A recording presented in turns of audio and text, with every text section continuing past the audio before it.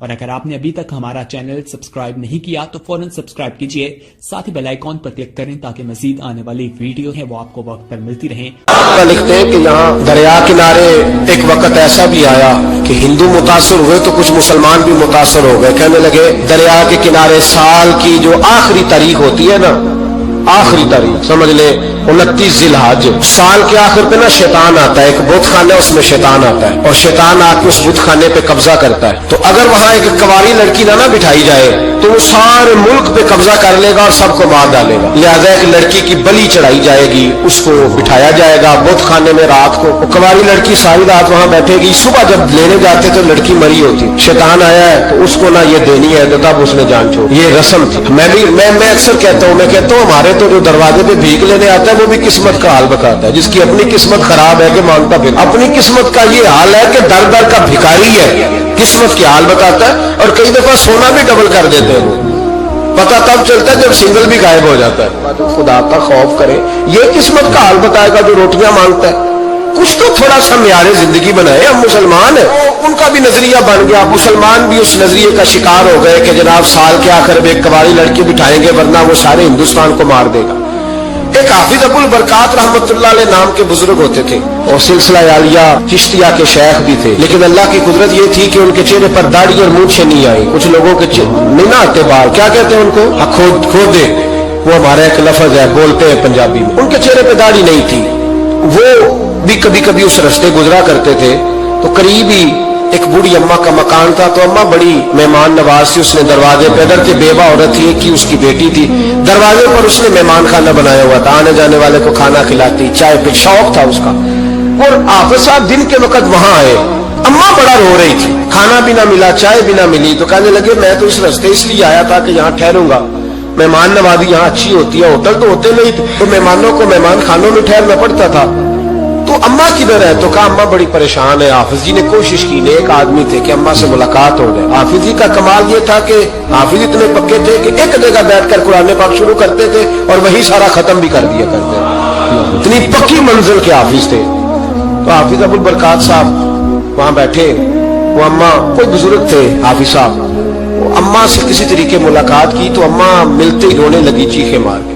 اماں کیا ہوا؟ کہنے لگی حافظ جی ایک ہی بیٹی ہے، خاوند فوت ہو گیا تو میں نے نکاح نہیں کیا، ایک بیٹی کے نام ساری زندگی کر دی، یہاں نا اب بت خانے میں میری بیٹی کو بٹھایا جائے گا۔ مسلمانوں کے بھی کچھ مسلمانوں کے بھی ہمارے گاؤں کے نظریات کمزور ہو گئے، یہاں بچی کو بٹھایا جائے گا اور سویرے وہ مر جائے گی میری بیٹی، قرآن اندازی ہوئی ہے تو میری بیٹی کا نام نکل آیا، اب بیٹی کو جانا ہی پڑے گا، یہ ہمارے ان کچھ علاقوں کا طریقہ ہے۔ حافظ جی کہنے لگے اماں تو اس طرح کر، میں لوگوں کو سمجھاتا ہوں کہ یہ غلط ہے، شریعت اس کو پسند نہیں کرتی، تو میرے ساتھ انہوں نے کہا یہ لوگ نہیں مانیں گے، بہت سارے ہندو بھی ہیں، بہت سارے مسلم بھی ہیں، تو گڈمنٹ ہو گئے نظریات، یہ تھوڑی مانیں گے۔ حافظ جی کہنے لگے اماں پھر ایک اور حل بھی ہے، میرے چہرے پہ کون سا داڑھی ہے، تو بیبیوں والے کپڑے مجھے دے، آج میں بیٹھتا ہوں وہاں دیکھتا ہوں کون سا شیطان آتا ہے۔ عقیدہ مضبوط ہو نا، اقبال کیا کہتے ہیں؟ کہتے ہیں ارادے جن کے پختہ ہو، نظر جن کی خدا پر ہو، تلاطم خیز موجوں سے وہ گھبرایا نہیں کرتے۔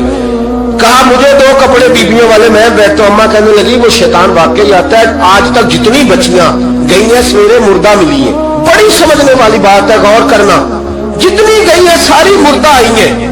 تو حافظ جی آپ کو جب وہ شیطان رات کو دیکھے گا نا، آپ آئے ہیں تو آپ کے تو وہ زیادہ ٹکڑے کرے گا کہ اس نے دھوکہ کیا، مرد ہو کے عورتوں کی جگہ پہ آیا، آپ نہ گئے۔ حافظ جی کہنے لگے ٹکڑے میرے ہونے ہیں، آپ فکر نہ کریں۔ دریا کنارے بت خانہ تھا، حافظ جی عورتوں والا لباس پہن کے وہاں بیٹھ گئے۔ حافظ صاحب کہتے ہیں 3 دفعہ میں نے رات کو باہر نکل کے دریا پہ وضو بھی کیا، ساری رات میں نے قرآن پاک پڑھا، اور جب فجر کا وقت ہوا تو باہر نکل کے میں نے اذان پڑھی، لوگ آئے تو میں نے جماعت کرائی، اور فرماتے ہندو مسلمانوں سب کو بلا کے میں نے کہا کہ اگر آج کے بعد شیطان نہ آئے تو ہندو کلمہ پڑھتے ہو سارے؟ لکھا جی پڑھتے ہیں۔ فرمایا لو پھر میں بالکل صحیح سلامت آ گیا، کوئی شیطان نہیں آیا، کہتے سب ٹھیک ہو گیا۔ اب لوگ کہنے لگے ابدی بات تو آپ کی ٹھیک ہے، پر وہ بی بی کیسے مر جاتی تھی جس کو ہم رات کو بٹھاتے تھے، سویرے مردہ ملتی تھی، تو اس کو کون مارتا تھا اگر شیطان نہیں آتا؟ ابدی سمجھانے لگے کہ شیطان وسوسہ دیتا ہے پر زندگی موت اس کے ہاتھ میں، وسوسہ دیتا ہے جتنی اس کو گنجائش ہے وہ کرتا ہے۔ کہا پھر وہ بی بی کیسے مرتی تھی؟ تو حافظ جی نے ایک بہت بڑی بات سمجھائی، کہنے لگے اصل بات یہ جس آدمی کو پتا ہو نا میں نے سویرے مر جاتا ہے وہ ڈر سے مر جاتا ہے، इसको पता हो ना कि मैं यहां मरने आया हूं, तो वो डर से ही फरमाने लगे। उसका अकीदा कमजोर हो जाता था, वो नफसियाती तौर पर समझती थी कि मैंने मरना ही मरना है, तो खौफ होता था, कोई करीब नहीं आता था, दरिया और जंगल दाएं बाएं, तो सुबह तक उस औरत का दिल बंद हो जाता था, तो वो खौफ से ही उसे कोई शैतान नहीं मारता। अल्लाह की इबादत करें, इबादत से बरकत आती है।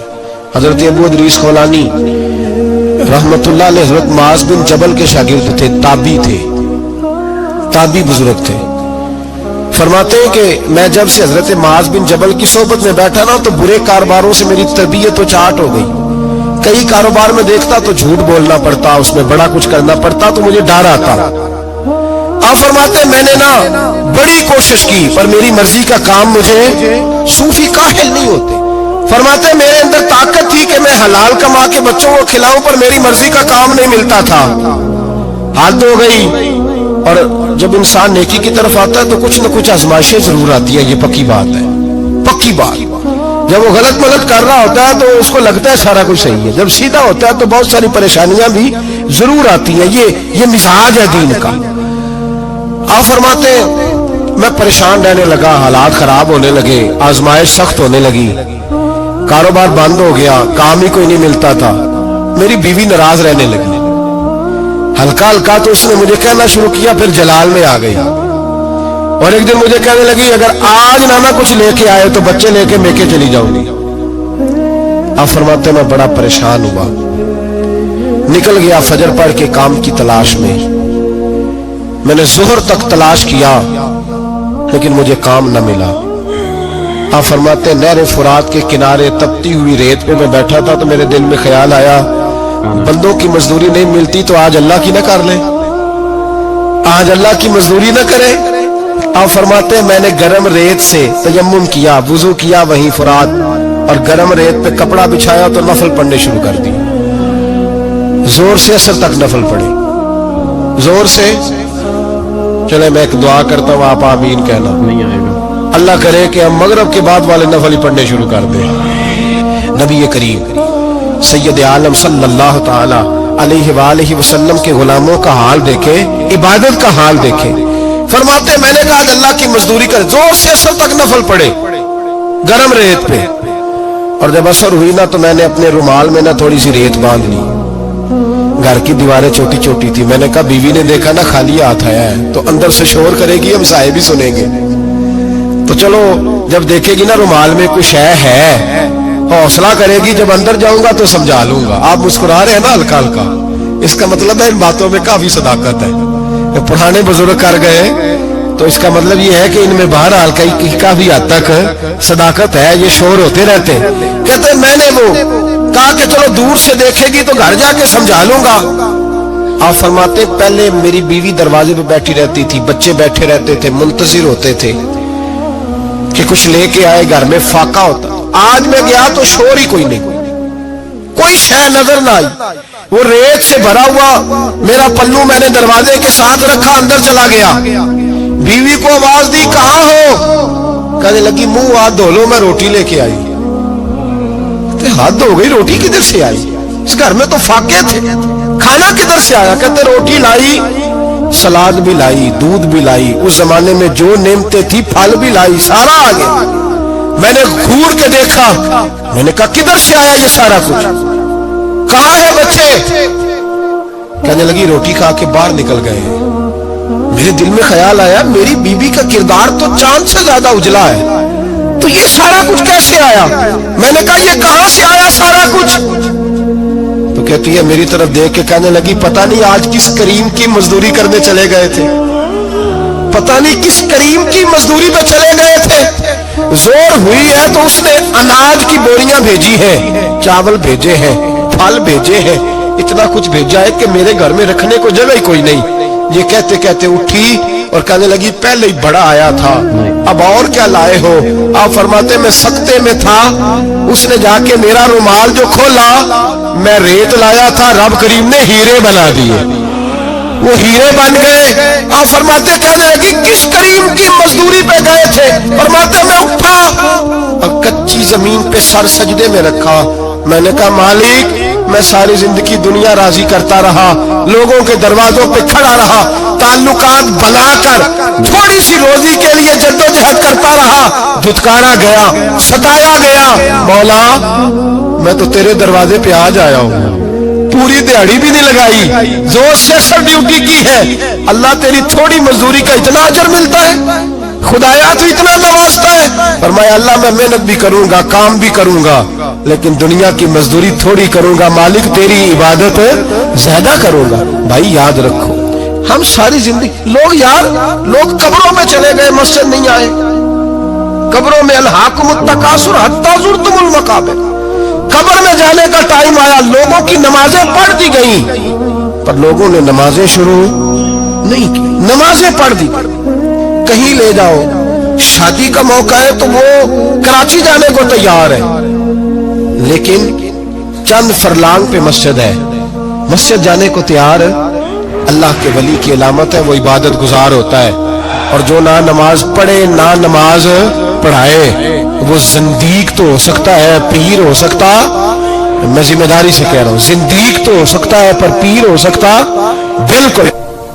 وہ کہتا ہے میں تکبر کرنے والوں کو پسند نہیں کرتا, وہ کہتا ہے فسادی پسند نہیں ہے, وہ فرماتا ہے کہ راہوں میں کجی کرنے والے پسند نہیں ہیں, وہ فرماتا ہے کہ بدعہدیاں کرو گے تو میں صبح قیامت تم سے سوالات کروں گا. اللہ تبارک و تعالیٰ بہت ساری چیزوں کو ناپسند کرتا ہے, ناراض ہو جاتا ہے, بلکہ نبی پاک صلی اللہ تعالی علیہ وسلم نے فرمایا تم بات کرتے کرتے کوئی ایسا جملہ بول دیتے ہو کہ رب اتنا ناراض ہوتا ہے کہ تمہیں پتہ بھی نہیں ہوتا, تمہارے لیے جہنم کا فیصلہ کر دیتا ہے.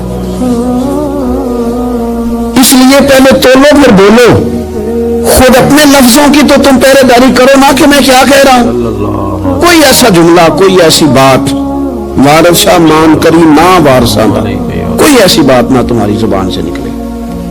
اور حضور یہ بھی فرماتے ہیں کہ اس کا دوسرا پہلو بھی ہے, بعض اوقات تم بات کرتے ایسا جملہ کہتے ہو وہ اتنا راضی ہوتا ہے کہ تمہارے لیے جنت کا فیصلہ فرما دیتا ہے.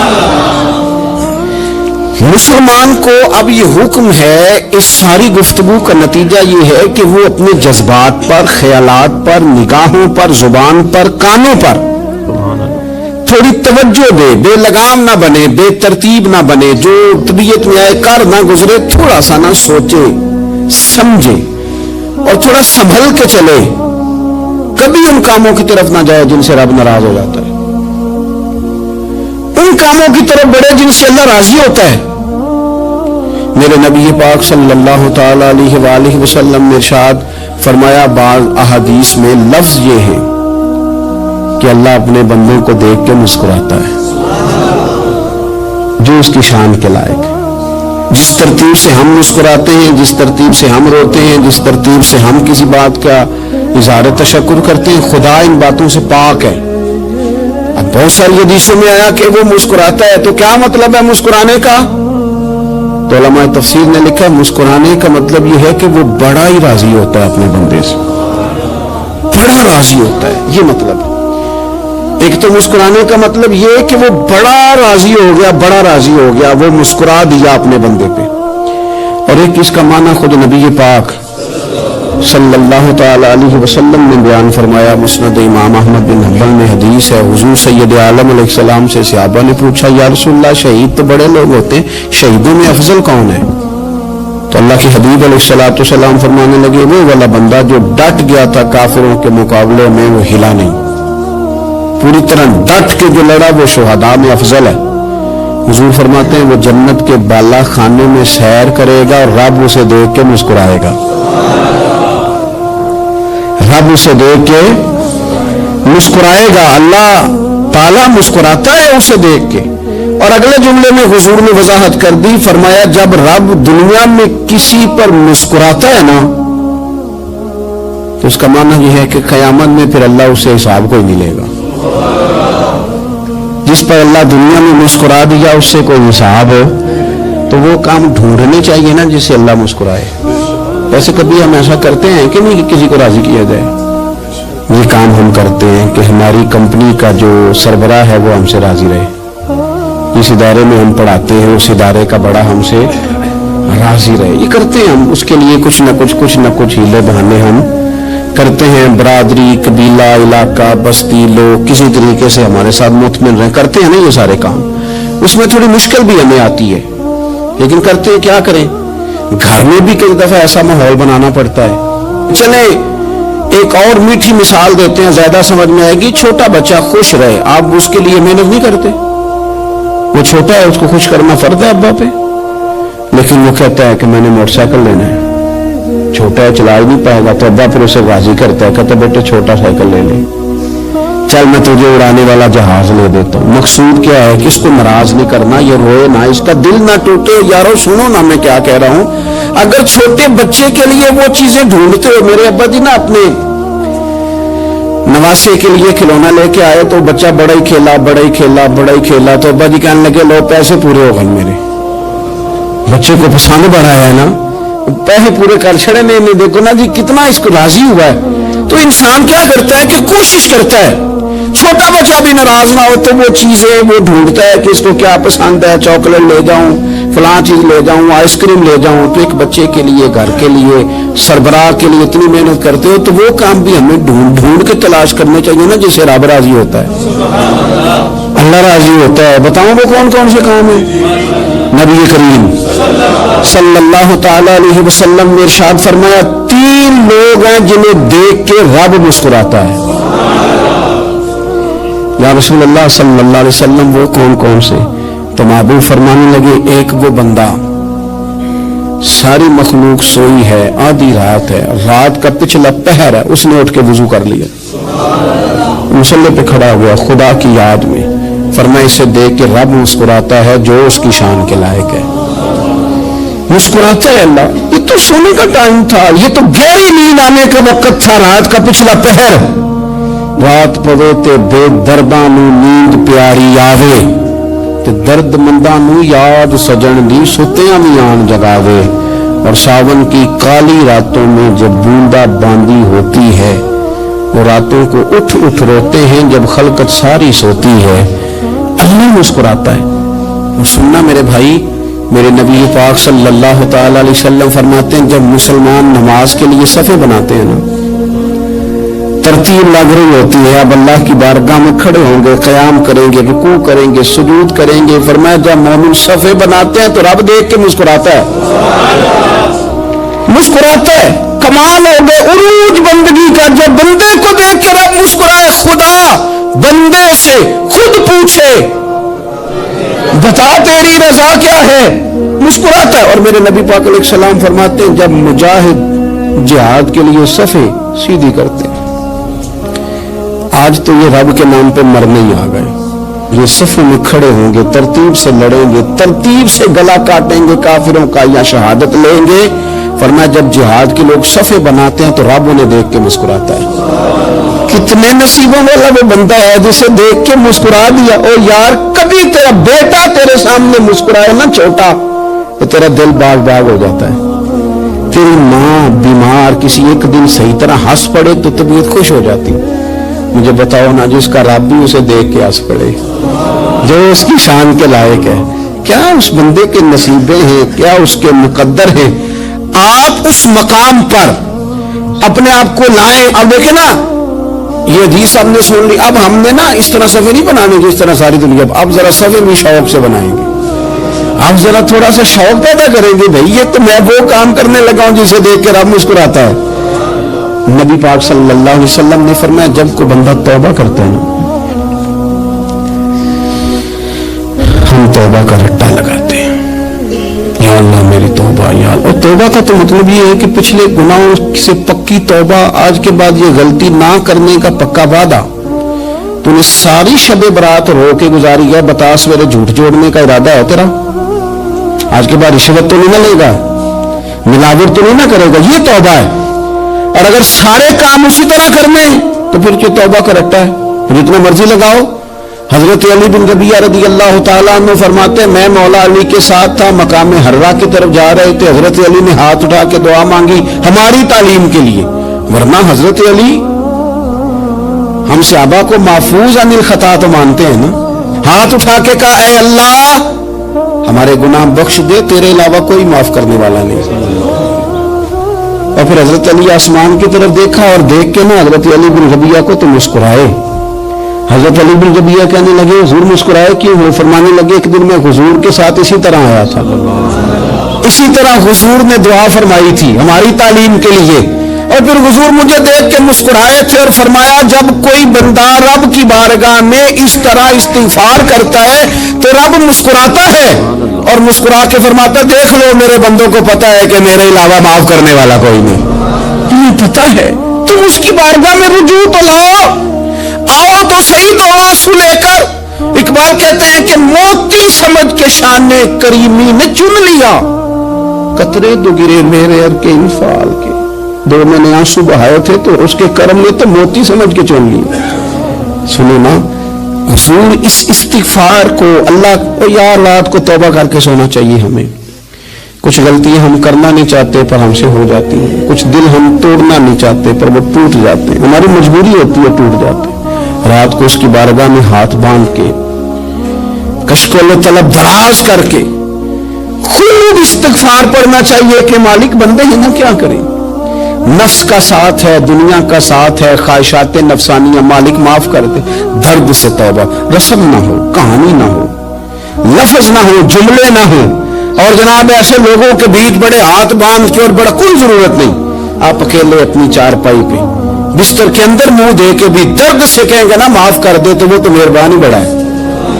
میرے نبی پاک صلی اللہ علیہ وسلم مثال دیتے ہیں، فرمایا ایک آدمی صحرا میں جا رہا، صحابہ سے حضور خطاب کر رہے ہیں، فرمایا ایک آدمی صحرا میں جا رہا تھا، اس نے اپنی اونٹنی پہ کھانا پانی پیسے ہر چیز رکھی ہوئی تھی، صحرا تھا بہت بڑا، درمیان صحرا کے گیا تو تھوڑا سا سستانے کے لیے آرام کرنے کے لیے اونٹنی سے نیچے اترا، اب اس نے اونٹنی کی لگام اونٹنی کی نکیل اپنے سرہانے کے نیچے رکھی، ہاتھ کے ساتھ پکڑی اور سو گیا۔ تھوڑی ہی دیر کے بعد جب اس کی آنکھ کھلی تو دیکھا اونٹنی غائب ہے۔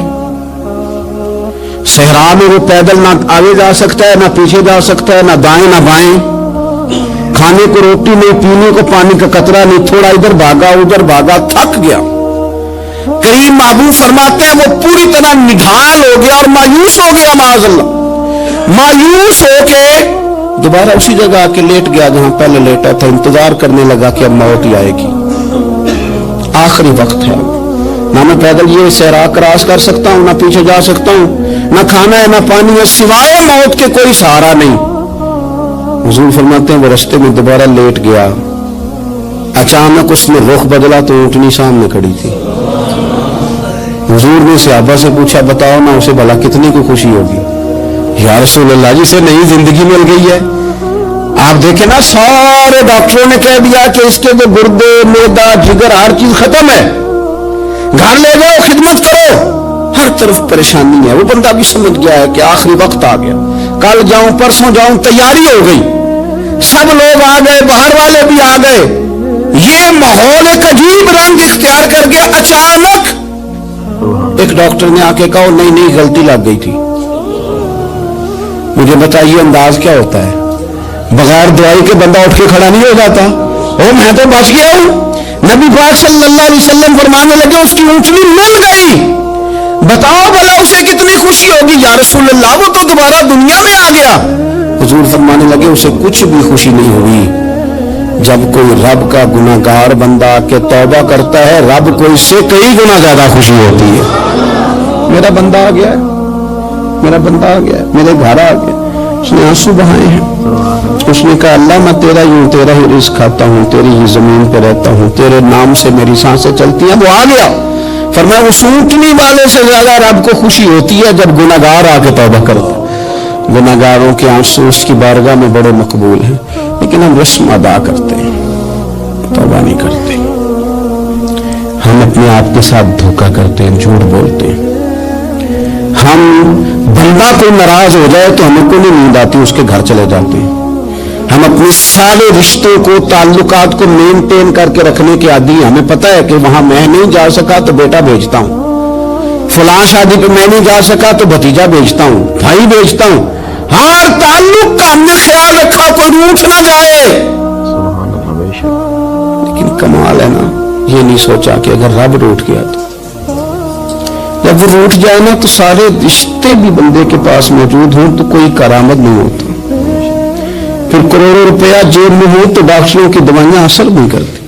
وہ روٹ جائے تو پھر انسان اس طرح سے پھسلتا ہے کہ بڑے بڑے اس کے پاس دروازے ہوتے ہیں پر کسی جگہ اس کا ہاتھ نہیں لگتا.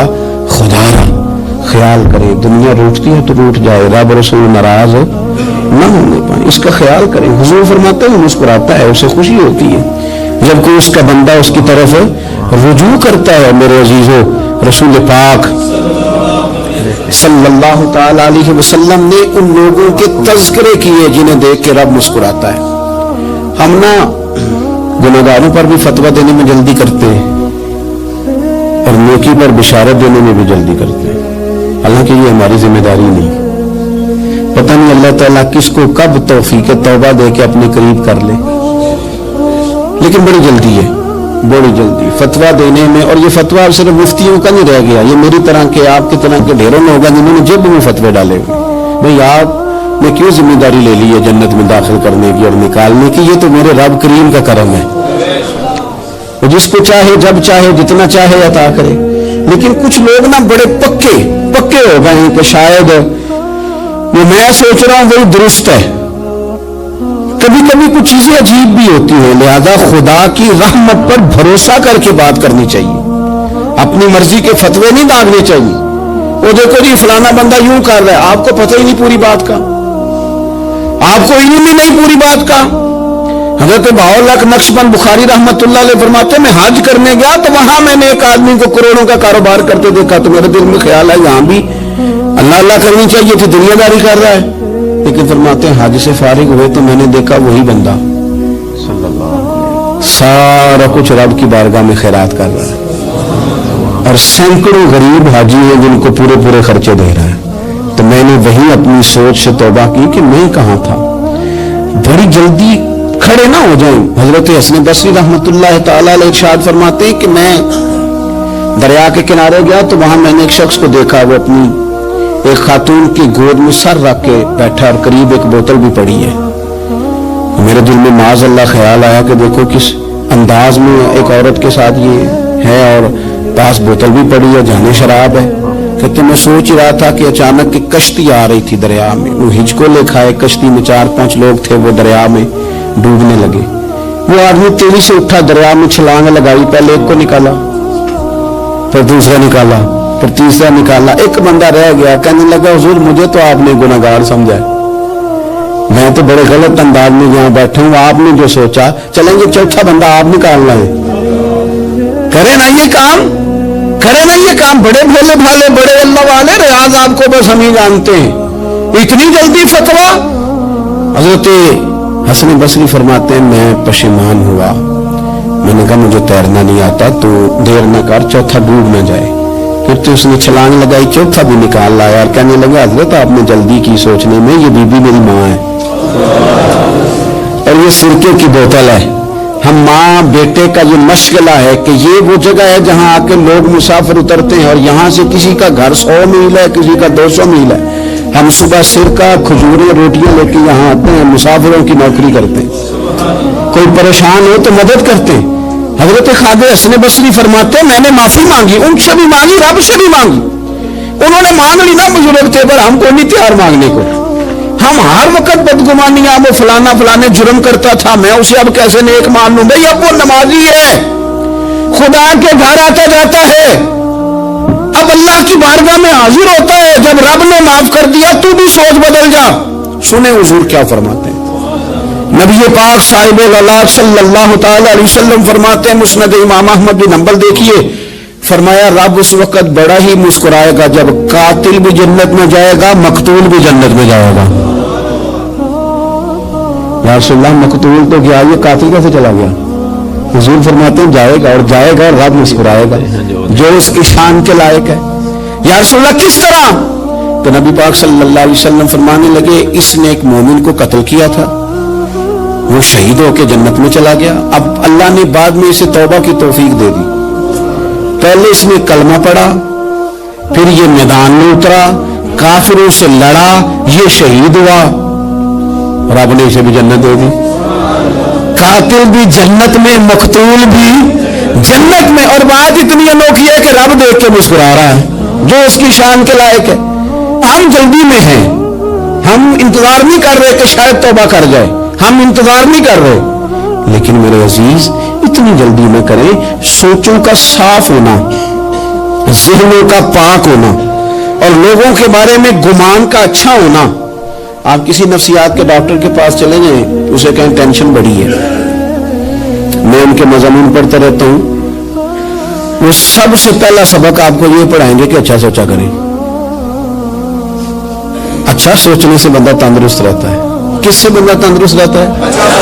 ہاں جی واقعی. یعنی اس والے پڑوسی کے بارے میں بھی اچھا سوچنا ہے، گھر میں اس والے کے بارے میں بھی، چھوٹے بھائی کے بارے میں بھی اچھا سوچنا ہے اور بڑے کے بارے میں بھی اچھا ہی سوچنا ہے. یعنی اپنی برادری قبیلے کے بارے میں بھی اچھا سوچیں، جو قبیلے کا نہیں اس کے بارے میں بھی چلیے تھوڑا سا اچھا سوچ لیں. اپنے بارے میں تو اچھا سوچا ہے بڑا. میں کہتا ہوں کہ ہم اپنی غلطیوں سمیت اپنے آپ سے بڑا پیار کرتے ہیں اور دوسرے کی ایک غلطی نظر آ جائے تو ہمیں گھین آنے لگ جاتی ہے. آپ جلدی نہ کریں. مالک نے موقع دیا ہے بندوں کو، نہ وہ کسی کا رزق چھین رہا ہے نہ سانسیں چھین رہا ہے. وہ اپنی زمین پہ چلنے بھی دے رہا ہے، رہنے بھی دے رہا ہے. تو جب اس نے موقع دیا ہے آپ بھی تھوڑا موقع دیں. اللہ بڑا کریم ہے، دروازے کھولے گا، اس کے بندے اس کی بارگاہ تک پہنچیں گے. بدگمانیاں اور پھر بدگمانیوں کا عروج اور اس لیول تک جا کے بات کر دینے کا جہاں سے خوف آئے کہ یار یہ بات نہیں کرنی چاہیے. رسول کائنات سرور دو عالم صلی اللہ تعالی علیہ وسلم فرماتے کہ اللہ مسکراتا ہے. دیکھو ہمارے ہاں نا ایک اور بھی مسئلہ بن گیا. میں نے کچھ لوگوں کو نا پکا میرے پیارے ہیں، محبت ہے مجھے، تو میں چونکہ آپ میری کلاس ہے میں مشاہداتی اور تجرباتی باتیں بھی کر لیتا ہوں، اسی کی روشنی میں کئی دفعہ گفتگو بھی تیار کرتا ہوں. کچھ لوگوں نے نا پکا ذہن بنا لیا یہ کہنے کا کہ ہاتھ بڑا تنگ ہے. پکا آپ جس وقت پوچھ لیں ان کا ہاتھ اور بڑا ہی زیادہ تنگ ہے. آپ یقین کریں بہن کا جو خامند ہے وہ کہہ رہا ہے حصہ لے کے آ، تیرے بھائیوں کی کمائی تو نہیں تیرے ابا کی ہے، لے کے آ. وہ بیچاری اس کی منتیں کر رہی ہیں، کہتی ہے اگر جاؤں گی نا تو وہ کہیں گے حصہ لے جا آج کے بعد ہمارے گھر نہ، میرا دروازہ نہ بند کرو، مہربانی کرو. اور بھائی سے بات کرتی ہے تو کہتا ہے ہاتھ بڑا تنگ ہے، جب ٹھیک ہوگا تو دے دوں گا. نہ کریں یہ ظلم. ہمارے اپنے تڑپتے رہتے ہیں اور ہماری دولتیں اندر پڑی رہتی ہیں. ہمارے اپنی چھوٹی چھوٹی ضروریات کے لیے پریشان ہوتے ہیں، لیکن ہم بڑے بڑے بہانے ہمارے پاس کہتے ہیں یہ نکما ہے، یہ نکھٹو ہے، یہ کام نہیں کرتا، اس میں فلانا ہے، وہ فلانا ہے، بلے میں نے نہیں ساتھ چلنا. اصرار جب آپ کے اندر پیدا ہوتا ہے نا، اصرار جب کسی کے لیے آپ حساس ہوتے ہیں تو آپ کو بھی سرور حاصل ہوتا ہے. نہ کریں یہ کام کہ آپ کو اللہ نے وسعت دی اور ہر وقت آپ ہاتھ تانگ ہونے کا رونا رو رہے ہیں. ہر وقت آپ یہ کہہ رہے ہیں میں بڑی آزمائش میں ہوں، جب خدا نے آپ پہ نہیں ڈالی. تو اتنے جھوٹ بولنا صرف اس لیے کہ میرے پیسے بچ جائیں، صرف اس لیے کہانی سنانا کہ حالات میرے بڑے خراب ہیں کہ کوئی بندہ میرے سے کوئی تھوڑا بہت قرض نہ مانگ لے. سنو، نبی پاک صلی اللہ علیہ وسلم کے پاس مہمان آ گیا، بخاری مسلم ہے. حضور نے ازواج مطہرات کے گھروں میں پیغام بھیجا کچھ چیز ہے ضیافت کے لیے. یا رسول اللہ کچھ بھی نہیں، یہ دو جہاں کے شاہ ہیں اور پاس کچھ رکھتے نہیں، دو جہاں کی نعمتیں ہیں ان کے خالی ہاتھ میں. یا رسول اللہ کوئی چیز بھی نہیں. حضور نے صحابہ کے مجمع پہ نظر ڈالی. یا رسول اللہ صلی اللہ علیہ وسلم حکم دو. تو حضور فرمانے لگے تم میں سے کوئی بندہ ہے جو اسے گھر لے جائے روٹی کھلائے. ایک صحابی اٹھے، فوراً حضور میں لے کے جاتا ہوں کھانا کھلاتا ہوں. فرماتے ہیں میرے گھر میں صرف بچوں کا کھانا تھا، یہ نہیں کہ فریزر بھرا ہوا ہے نعمتوں سے، صرف بچوں کا کھانا. یہ نہیں کہ کسی کو دیکھ کے اپنی ہنڈیا پہ برتن دے لیا، صرف بچوں کا کھانا. کہتے ہیں گھر گیا، بیوی سے کہا کیا کیفیت ہے؟ کہنے لگی بچوں کی روٹی ہے. میں نے کہا بچے سلا دے، صبح ناشتہ کر لیں گے. تو کہنے لگی آپ کیا کھائیں گے؟ تو میں نے کہا نہ میں کھاؤں گا نہ تم کھائے گی، مہمان جو نبی پاک کا ہے. کہا اچھا اب ذرا تجویز دیکھو میاں بیوی کی سوچی آپس میں. کہتے ہیں کھانا لگا دینا کیونکہ ایک آدھ بندوں کا کھانا ہے. اپنی غربتوں کا ہر جگہ اظہار کرنا، رونا رونا. یہ دیکھو غربت کیسے چھپائی جا رہی. اس کو کہا نہیں کہ چل تو تھوڑا رحم کھا، تو آیا ہے تو تھوڑا رحم کھا، یہ نہیں کہا. کہا اٹھ کے نا تو खाना रखना और उठ के ना चिराग ठीक करने के बहाने बुझा देना। हम दुनिया वालों के सामने क्यों अपने दुख बयान करें? हम जो कहेंगे रब रसूल की बारगाह में कहेंगे। तू ना चिराग ठीक करने के बहाने, अहलिया उठी खाना देने के बाद चिराग ठीक करने के बहाने बुझा दिया। खामद भी हाथ चलाते रहे, बीवी कभी बर्तन रखती कभी उठाती, पता चले कि खाना खा रहे हैं, खाना खाया जा रहा है। कहते मेहमान पेट भर के खाना खा गया। ये काम हुआ रात के अंधेरे में, उस वक्त हुआ जब चिराग भी बंद था, उस वक्त हुआ जब कोई देखने वाला नहीं था, किसी पड़ोसी को भी खबर नहीं थी। फरमाते हैं सुबह के उजाले में उस मेहमान को लेके मस्जिद नबी में मैंने कदम रखा तो नबी करीम ने फरमाया रात जो तुमने काम किया है ना उसे देख के मेरा रब बड़ा मुस्कुराया है, अल्लाह बड़ा मुस्कुराया है। अल्लाह तर दामनी पे शेख हमारी ना जाइए, हम दामन नचोड़ दें तो फरिश्ते वुजू करें। ये शान है सहाबा की। नबी करीम अलैहिस्सलाम ने फरमाया रब रात मुस्कुराया तेरा ये अंदाज देख के, और उसने कुरान नाजिल किया वयुबसिरूना अला अनफुसिहिम वलौ काना बिहिम खसासा। कुछ लोग वो हैं जिन्हें बड़ी भी जरूरत हो तो दूसरों पर इशार कर देते हैं, कुर्बानी दे देते हैं। रब मुस्कुराया है। अंदर पैसे रखे हुए हैं, अंदर पैसे रखे हुए हैं, और बहन आके मिन्नत कर रही है कि भाई हालात बड़े खराब हैं, थोड़ी सी मेहरबानी कर। तो कहते हैं बहन पर्दा ही है बस, कैसे बताऊं तुझे हालात, तुझे क्या बताऊं काम कितनी मुश्किल से चलता है, ये पर्दा ये बस। बहरहाल अगर तूने कहा है ना 50,000 तो मैं ज्यादा नहीं को 20 को दे दूंगा तुझे, वो भी खासी नेकी करके, बता सिखा के। रात अम्मा पे लहदा से शाम चढ़ाऊंगा, अब्बा पे लहदा से चढ़ाऊंगा कि तुम्हारी बेटी के साथ ताउन करना, सारे इलाके को वैसे ही बताऊंगा। और वो गरीबनी बेचारी 20,000 लेके घर गई है, तो सिफारिशें कर रही है कि मेहरबानी करो। मैंने ऐसे भी देखे हैं जो पहले बीवी को पकड़ाते हैं, तू दे, इसलिए कि फिर वजीर आजम तो डंडा निकाल लेगा तो बड़ा मुश्किल हो जाएगा फिर घर में रहना। लिहाजा वो ये तू आगे लग। ये क्या लहजा है आपका? ये तो किसी को भी दे तो छुपा के देने का हुक्म है, किसी को भी दे तो हमें हुक्म यह है कि सीधे हाथ से देना है, उल्टे को खबर है। और ये जो बिल्कुल ही अपने, उन पर तो पर्दा पोशी आपके लिए वैसे ही जरूरत थी। मेरे अजीज रब मुस्कुराता है। मेरे नबी पाक अलैहिस्सलाम ने ये आमाल हमें बताए जिन पर अल्लाह मुस्कुराता है, खुश होता है। और बाज लोगों को हुजूर ने नॉमिनेट किया। हज़रत साद बिन मुआज़ रज़ी अल्लाह ताला अन्हु अजीम सहाबी थे। ये वो खूबसूरत सहाबी हैं जिनके जनाजे को कंधा मेरे नबी पाक ने अता फरमाया, हुजूर ने कंधा अता फरमाया। कमाल हो गई। निर्ख बाजार मोहब्बत का अनोखा ही हो गया, खुद खरीदारों में शामिल आके मौला हो गया। हुजूर ने कंधा दिया। हज़रत साद बिन मुआज़ रज़ी अल्लाह ताला अन्हु का जब जनाजा उठा, उनकी वालिदा रो पड़ी, बड़े दर्द से रोई। माँ थी ना, उनकी आवाज जब हुजूर तक गई तो नबी पाक ने फरमाया आंसुओं को रोक ले, आवाज को कम कर ले, तेरे बेटे की तो जब रूह परवाज हुई है तो रब मुस्कुराया है। जिसके आने पे रब राजी हो मुस्कुरा दे जो उसकी शान के लायक है। ये तो वो लोग हैं कि जिनके जाने पर ना रब, वो किसी ने कहा था कि मेरे मरने पे हर सू शोर मच जाएगा, देखोगे मेरे मरने पे हर सू शोर तो पता चल जाएगा जब हम जाएंगे।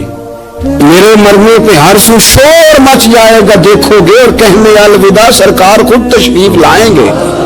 और दरवेश कहने लगे बाद मरन दे मुखड़ा मेरा हो जावे जे ताजा, फिर समझ लेना महबूब मेरे ने आन पड़े है जनाजा। और आशिक का जनाजा है, जरा धूम से निकले और महबूब की गलियों से जरा घूम के निकले। फरमाया कि इनके तो जाने पे रब कहीं। और हुजूर ने एक दुआ भी दी। हजरत अबू तलहा, हजरत तलहा रज़ी अल्लाह ताला अन्हु सहाबी थे, उनका विसाल हो गया तो हुजूर ने दुआ भी दी। फरमाया अल्लाह जब मेरा तलहा है ना तो तू इससे मुस्कुरा के बात करना, ये तुझसे मुस्कुरा के बात करे जो तेरी शान के लायक है। तो अल्लाह ताला गायब दर्जे राजी होते। एक दफा फिर बात दोहराता हूँ, जो मैदान में डट के शहीद हो रब उसे देख के मुस्कुराता है, जो उसकी शान के लायक। जो तौबा सही करें, सच्ची करें, रब उन्हें देख के मुस्कुराता है, वो उसकी शान के लायक है। जो नमाज के लिए सफल बनाए, रब उन्हें देख के मुस्कुराता है। جو جہاد کے لیے صفے بنائے رب دیکھ کے مسکراتا ہے. جو لوگ صبح پچھلے پہر اٹھ کے عبادت کریں رب انہیں دیکھ کے مسکراتا ہے. اور جو کبھی کبھی بھوکے رہ کے دوسروں پر قربان کر کے احسان کر دیں رب انہیں دیکھ کے مسکراتا ہے. بہت بڑی فضیلت ہے. اللہ ان سارے کاموں میں سے کسی ایک کام پہ ہمیں بھی لگا دے تاکہ یہ بڑی فضیلت اللہ تعالی ہم گناہگاروں کے حصے میں بھی فرما دے. آخر دعوانا ان الحمدللہ رب